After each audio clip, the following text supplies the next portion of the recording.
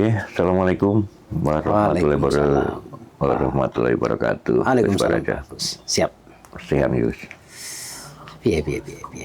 Alhamdulillah, Sehat. ketemu lagi nih, Gus. Melanjutkan yang kemarin, Gus. Siap. Itu ternyata apa ya? Setelah saya sampaikan ini, topiknya jadi menarik. Bahkan dari situ itu muncul pertanyaan-pertanyaan yang ya garis besarnya lah nanti akan saya sampaikan ke Gus Baraja. Harapannya sih nanti mereka juga akan bisa mendapatkan inilah tambahan wawasan bahasanya seperti itu. Nah, kemarin itu selintas kan kita menyinggung tentang atau membahas ya sedikit tentang LOA ya, lalu attraction itu. Nah, ada pertanyaan itu ya ini biar jelas lah ahlinya nanti yang ngomong. LOA itu sendiri itu penerjemahannya menurut Gus Baraja ini apa, Gus? Anehnya seperti itu. LOA.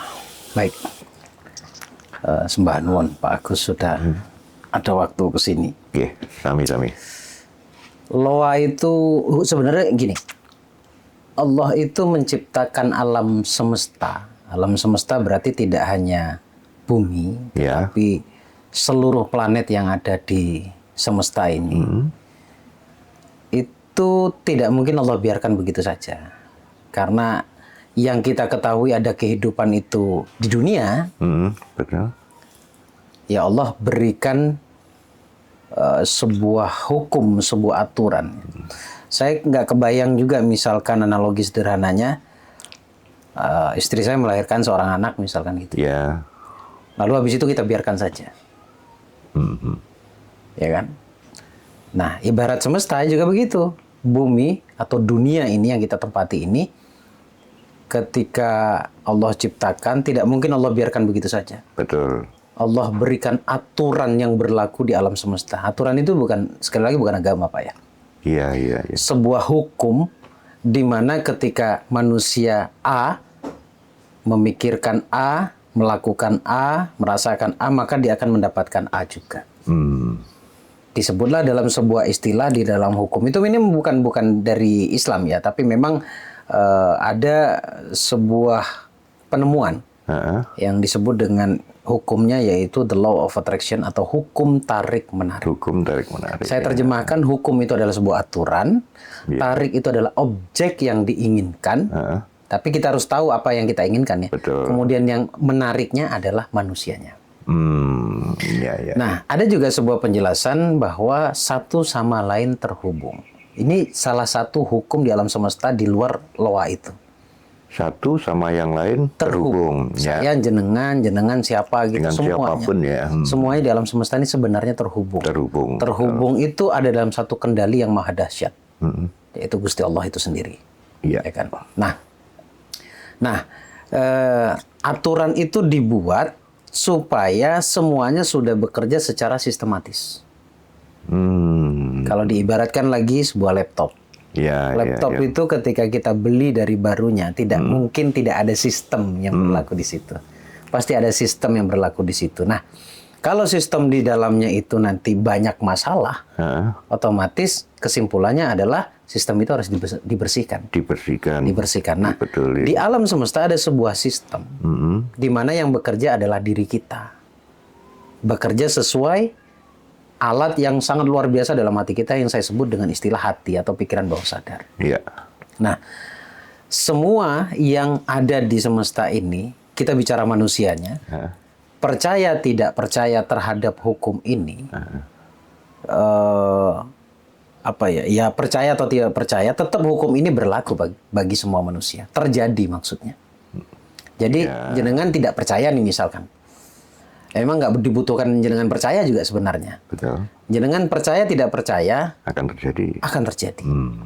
Sekalipun jenengan tidak percaya, tapi kalau jenengan masuk pada pemikiran yang negatif misalkan, jenengan akan mendapatkan sesuatu yang negatif juga. Gitu. Nah, hubungannya dengan agama apa?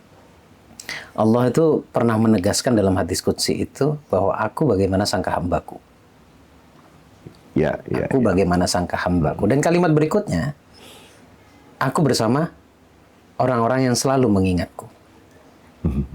Aku bersama hambaku. Jadi yang pertama tadi, aku bagaimana sangka hambaku. Ternyata ketika kita bersangka-sangka, itu kita akan mendapatkan sesuai apa yang kita sangkakan. Cuma ini perlu dijelaskan juga bahwa bersangka di sini artinya bersangka baik kepada Allah. Ya, Ini pun timbul pertanyaan. Bersangka baik kepada Allah tuh maksudnya apa? Apakah bersangka wujud Allah atau seperti bukan ke situ. Ketika kita berprasangka baik, besok Allah berikan sesuatu yang baik kepada kita, itu namanya kita berprasangka baik kepada Allah. Besok hidup saya akan diberikan oleh Allah begini. Kita berbaik sangka kepada Allah. Jadi sebenarnya kalau kita... Nah, kira-kira kalau mau belajar seperti itu nih di Gus Baraja ini, apa yang orang harus lakukan? Kalau Anda selama ini sudah melakukannya dengan cara Anda belum efektif, maka Anda perlu coba cara lain. Kita sebutnya jalur langit. Bukan jalur fisik lagi, tetapi jalur kolbu. Betul. Yang selama ini kita tidak menganggapnya. Bahkan kita tidak sadar bahwa hati itu ada. Kalau sudah memaksimalkan hati, berhentikan logikamu. Karena Anda akan menempuh jalur yang hampir semuanya nanti nggak masuk akal. Perlu nggak untuk nemuin saya sebagai kontak vibrasi langsung, kontak energi langsung? Perlu. Ketemu di ruang pembelajaran saya yang saya sebut dengan istilah temu jiwa. Temu jiwa. Nah, kebetulan dalam waktu dekat saya adakan di Jogja, Pak, di Sleman. Oh, di Jogja. Di Jogja. Kapan? Tanggal 5. Tanggal 5 hari berarti Sabtu tepat. Hari Sabtu depan ini ya? Hari Sabtu tepatnya. Nah, dan keajaiban itu sebenarnya pasti terjadi. Kenapa? Manjadda wajadda kata ulama. Barang siapa yang bersungguh-sungguh, maka dia akan dapat. Nah, kira-kira Gus, boleh di-share sedikit nih. Kalau nanti untuk yang temu jiwa di Jogja, kira-kira yang dibahas atau sedikit gambaran lah materinya melepas apa? Semua kemelekatan, belenggu, keberlimpahan. Jadi sebenarnya kita ini, saya sebut kita, mungkin boleh jadi saya ya. Jadi semuanya kita ini ada dalam sebuah penjara kesusahan, penjara kesialan dan lain sebagainya. Nah, kita harus bisa keluar dari penjara itu. Dan penjara itu tidak dalam bentuk fisik, tapi ada dalam jiwamu. Lepaskan itu semuanya, nanti setelah seminar saya selalu bilang begini, Pak. Anda akan lihat dunia itu dari sisi yang berbeda. Dan benar-benar akan berbeda hidupmu nanti. Takut kita keluar dari pemahaman agama kita, penyederhanaan penjelasannya seperti itu. Jadi bersangka yang baik kepada Allah itu maksudnya bukan dalam bentuk, tetapi besok Allah berikan yang baik untuk saya. Ya, boleh disebut gini ya, Gus ya. Karena ada hubungannya dengan Allah itu sendiri. Ada pemahaman bahwa Allah itu adalah zat maha baik ya. Katanya seperti itu. Makanya ya kita sudah sewajarnya lah atau seharusnya lah harus berprasangka baik juga ya, supaya bisa ketemu kan gitu. Kalau nggak berprasangka baik kan nggak ketemu dengan zat maha baik. Karena apa ya? Ada yang mengatakan bahwa kita ini percikan Allah karena ditiupkan oleh Allah. Tapi sebenarnya saya tidak berani sebenarnya bukan menjelaskan sih. Saya tidak berani memberikan pengertian seperti pada umumnya di luaran sana. Percikan ini saya ingin nanya sebenarnya, percikan itu bermakna seperti apa? Kemudian ditiupkan itu apakah saya meniupkan air gini? Berarti kan udaranya keluar dari diri saya. Kalau kita menerjemahkan seperti itu, agak sedikit sensitif dan berbahaya, Pak. Ya kan? Saya lebih memaknai begini. Kalimat ditiupkan ruhku misalkan. Ini kita harus bahas bab ini juga nih. Saya meniupkan ruhku kata Allah. Ruhku itu bukan Allah juga ruh. Allah itu tidak bisa dibayangkan oleh pikiran, tidak bisa dijamah oleh apapun, dan tidak bisa diserupai oleh apapun. Nah, kalau seperti itu berarti kita nggak punya data tentang Allah itu bagaimana bentuknya. Karena itu zat. Jadi ditiupkan ruhnya itu ibarat begini. Biar mudah pemaknaannya ya. Kita familiar dengan kata hamba Allah ya. Tapi kalau diartikan dari sisi katanya agak sensitif tuh. Hamba itu bermakna saya, Allah itu ya Allah Tuhan. Berarti ketika disandingkan aku Allah. Kalau tidak memahami maknanya. Maksudnya adalah ketika aku hamba disandingkan dengan predikat Allah, maka ada kemuliaan yang kita dapatkan di situ. Ketika Baitullah, rumah Allah. Apakah Allah bersemayam di situ? Bukan. Itu rumah dikiaskan, kemudian bentuknya masjid, rumah gitu ya, kemudian disandingkan dengan nama Allah, berarti tempat itu menjadi mulia. Itu maknanya. Makna ini. Ketika ruhku, itu ruh disandingkan dengan ku bermakna Allah, maka ruh itu menjadi mulia. Itulah kenapa manusia itu disebutkan predikatnya adalah makhluk paling mulia. Ya. Jadi bukan berarti ketika meniupkan ruhku, sorry ya, ini perspektif saya. Nanti dipikirnya saya nyalahkan teman-teman yang mengartikan di perspektifnya saya, sesuai ngajinya saya. Meniupkan ruhku itu bukan berarti ruh lantas keluar dari sosoknya Allah, bukan. Iya. Diciptakan ada ruh, diciptakan kemudian disandingkan dengan Allah, artinya menjadi mulia. Seperti Ka'bah, disandingkan dengan Allah menjadi mulia. Nah, jadi pemaknaannya seperti itu, percikan dan lain sebagainya. Jadi, Pak, kalau kita sadar akan kemuliaan yang Allah titipkan ke dalam diri kita, ya kita akan menjadi manusia yang mulia ketika kita hidup. Itu yang dicari. Itu yang dicari. Tapi kan realitanya hari ini tidak semua orang menganggap dirinya bagus. Betul.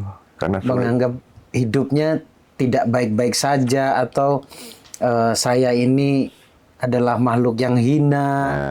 Kan ada yang memandang diri memvonis seperti itu dirinya sendiri. Allah saja memuliakan kita kok dengan predikat apa? Khalifah, pemimpin. Khalifah itu bermakna banyak sebenarnya, Pak. Ya. Bisa bermakna pemimpin, bisa bermakna pengelola, bisa bermakna pemilik. Jadi tidak hanya memimpin, tapi juga diberikan kuasa mengelola. Mengelola apa? Ya dunia ini. Makanya ada sebuah keterangan mengatakan sesuatu itu akan hancur karena ulah tangan kita sendiri. Sesuatu akan hancur karena ulah tangan kita sendiri. Kalau bahasa Quran, ketika ada sebuah urusan diserahkan pada bukan ahlinya, maka tinggal tunggu kehancurannya. Ahli di sini adalah orang yang sadar.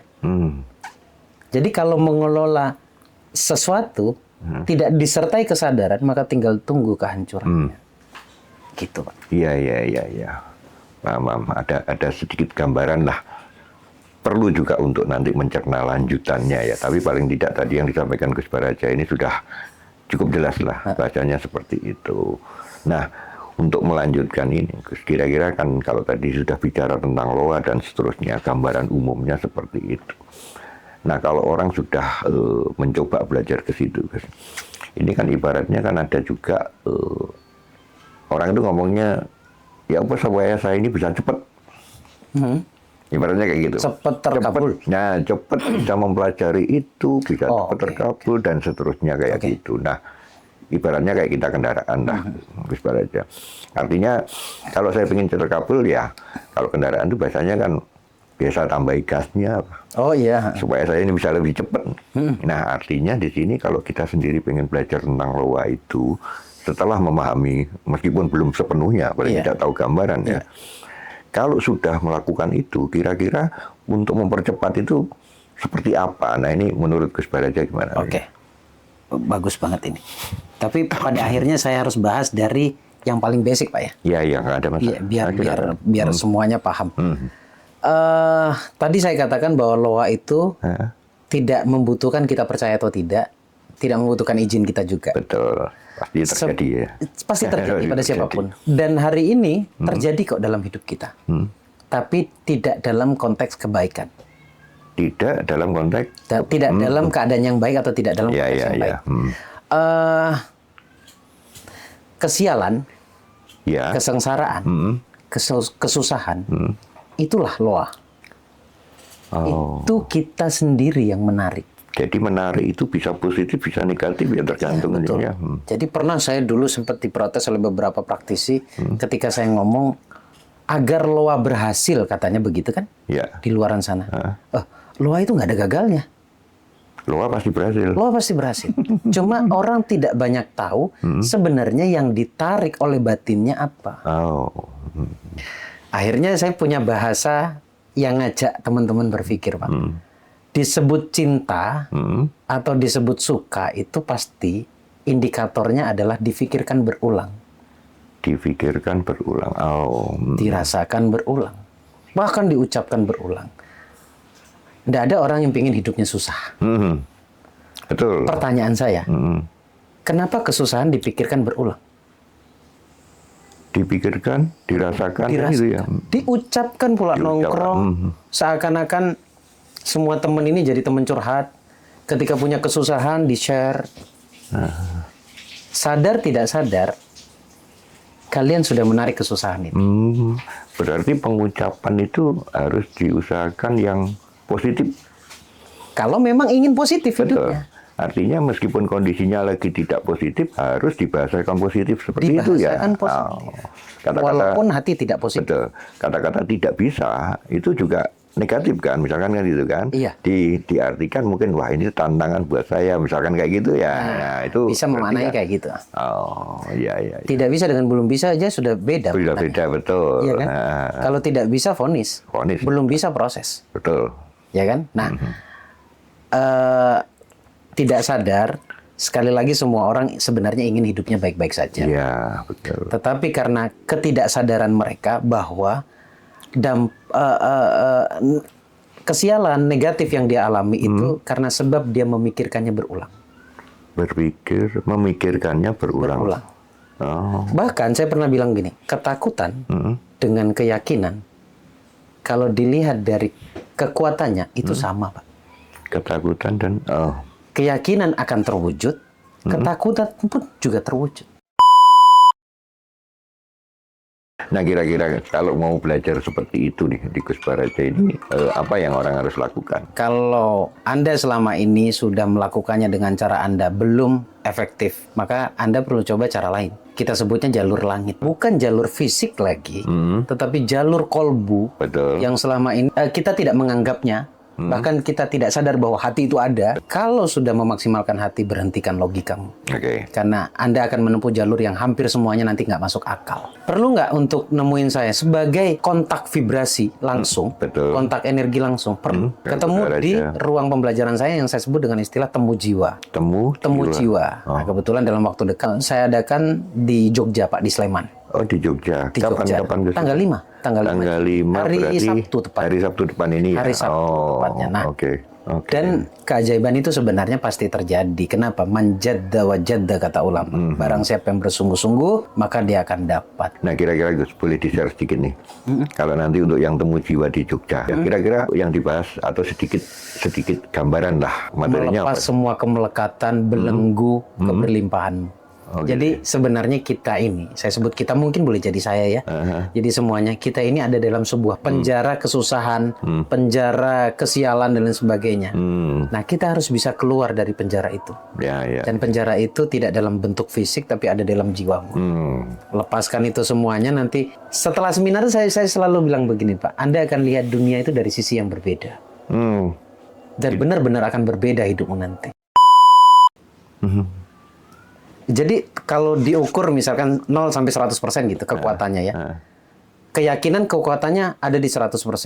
Sama, ketakutan juga begitu. Kalau kita takut miskin, kan kita memikirkan kemiskinan itu berulang. Dengan segala bentuk kesusahannya. Iya. Realitanya hidup terjadi. Yang namanya miskin itu datang.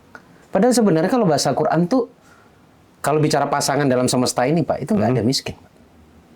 Laki-laki, perempuan. Malam, siang, gelap, terang, kaya, miskin, kurang kaya. Yang betul. Kaya itu pasangannya adalah cukup. Kaya pasangannya cukup. Cukup itu bahasa Quran. Tidak disandingkan dengan miskin, Pak. Tapi karena miskin itu digambarkan oleh manusia, akhirnya adalah predikat miskin itu sendiri. Oh. Ya itu yang terjadi sekarang kan gitu. Yang terjadi seperti kalau itu. tadi berpasangan, yang umum di masyarakat kalau sudah ngomong kaya, hubungannya masih miskin. Nah itu harus dirubah ya istilahnya. Iya, sama. Saya juga dulu begitu, Pak. Jadi kalau kaya itu apa pasangannya? Miskin gitu. Padahal sebenarnya kalau bahasa sebenarnya dalam kacamata Quran itu cukup. Cukup. Berkecukupan. Jadi Allah tidak menawarkan kemiskinan sebenarnya, Pak. Oh, berkecukupan, standar saja. Standar gitu itu ya. berkecukup. Berarti kalau kaya itu lebih dari cukup bahasanya kan jadi. Akhirnya saya sering menyampaikan bahwa manusia itu tidak diciptakan untuk miskin, tapi berkecukupan, berkelimpahan. Nah, tinggal kita pilihnya yang mana. Nah, kita punya pilihan sendiri. Pilihan kita jatuh pada miskin. Digambarkanlah miskin itu seperti apa. Akhirnya bawah sadar menerjemahkan miskin itu seperti apa. Magnet di dalam bawah sadarnya bekerja. Datanglah kemiskinan. Melekat, nempel. Wah, jadi magnetnya ada di mana sekarang? Di pikiran bawah sadar. Cuma panjang banget. Ya. Tentang pikir. Mungkin kita bisa terjemahkan sedikit-sedikit sih. Boleh. Nah, jadi kalau ini tadi hubungannya kan artinya tadi kan disangka, prasangka dan seterusnya sampai berpikiran ya.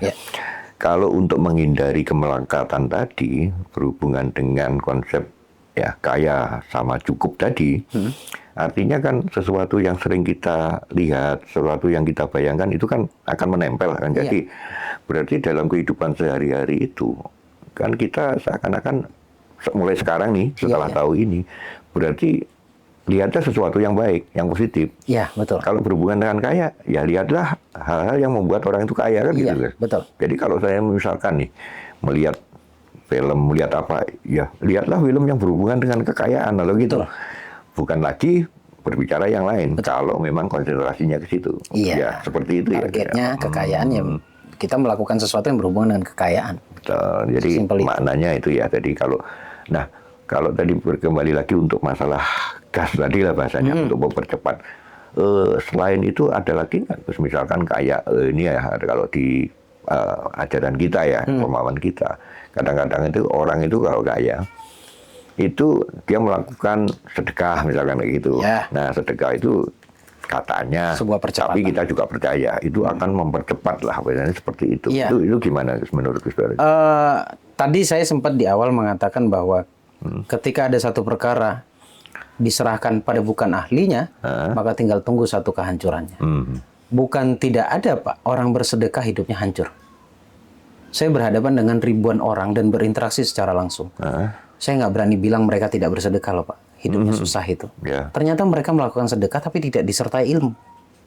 Sedekah tidak disertai ilmu. Ya kan? Maksudnya gimana itu? Berarti sedekah itu harus disertai ilmu. Ada tata caranya, ada aturannya. Walaupun hakikinya disebut sedekah itu adalah memberikan. Tapi kalau kita ambil dari makna yang sering kita ngaji zaman dulunya, sedekah itu bukan yang 2,5%. Yang 2,5% itu akadnya adalah mengembalikan hak orang lain, Pak. Berarti bukan punya kita dong. Betul. Di dalam rezeki kita ada hak orang lain begitu. Yang 2,5% itu. Ya, itu 2,5% itu. Nah, banyak orang yang melakukan sedekah itu under dari 2,5% itu, di bawah itu. Itu pun kalau ingat. Itu pun kalau ingat. Padahal sebenarnya itu menjadi utang, Pak. Nah, makanya bab sekecil ini pun diatur dalam agama itu supaya apa? Meringankan kita. Meringankan kita dalam ikhtiar untuk menuju perbaikan di masa depan. Nah, jadi kalau sedekah 2,5% itu sebenarnya nggak usah dibuat sombong-sombongan. Itu belum sedekah. Itu belum sedekah. Mengembalikan hak orang. Setelah itu baru sedekah ya. Ya, tugas kita selesai sih sampai di situ. Mengembalikan hak orang lain. Tapi belum sedekah. Pertanyaannya, kalian mau bersedekah apa tidak? Ya. Kalau mau sedekah ya lebihin dari itu. Standarnya biasanya paling dikitnya 5%. Loh, kok jadi 2 kali lipat dari 2,5? Saya cuma khawatir, Pak. Dulunya kita belum sedekah, ketika kita dapat rezeki, takutnya itu jadi hutang. Jadi paling tidak menghapus ya. Menghapus. Nyaur utang. Nyaur utang. Ya, oke. Jadi yang harus disertai ilmu itu memang sedekah itu fadilahnya luar biasa, manfaatnya luar biasa, Pak. Banyak sekali keterangan dan tidak hanya di Islam, di semua agama itu sepakat bahwa sedekah adalah gasnya. Sedekah adalah gasnya. Gasnya, mempercepat semuanya. Sekarang secara teknik, Pak ya, secara teknik kalau kita bahas loa lagi, itu kan sebenarnya semuanya harus manifestasi yang positif ya. Betul. Kita singgung loa lagi ya, bekerja sesuai panca indera sebenarnya. Sesuai panca indera, visual, audio, kinestetik atau penglihatan, pendengaran, perasaan. Dari 3 ini sebenarnya mana point of view-nya? Di perasaan lo. Oh. Tapi kan perasaan ini dibentuk dari sesuatu yang repeat, yang pengulangan dari apa yang kita lihat, kita dengar. Ya kan? Ya. Kita melihat kekayaan berulang. Itu kan pada akhirnya endingnya akan kita rasakan yang namanya kekayaan itu seperti apa. Ya. Kita mendengarkan sesuatu yang sifatnya dorongan untuk menuju kekayaan. Kalau cuma mendengar saja 1-2 kali nggak bisa. Tapi kalau di-repeat, diulang-ulang, akhirnya membentuk lagi di perasaan. Jadi poinnya, titik temunya atau pusatnya ada di perasaan. Di perasaan, oke. Ketika perasaannya, setiap perasaan apapun itu kan energinya kuat, Pak. Ya. Mau baik, mau buruk, mau positif, mau negatif. Ketika energi itu keluar, kalau perasaannya negatif, ya kita akan tarik lagi atau menarik lagi hal-hal yang negatif. Iya. Jadi nggak perlu kita heran juga kalau hidup kita yang sesuai teman-teman suka nanya ini, kenapa hidup saya bertubi-tubi dihantui oleh masalah? Masalah bertubi-tubi datang pada saya. Jawabannya karena kalian bertubi-tubi memikirkan, merasakan hal Hal negatif. itu. Ya. Oke.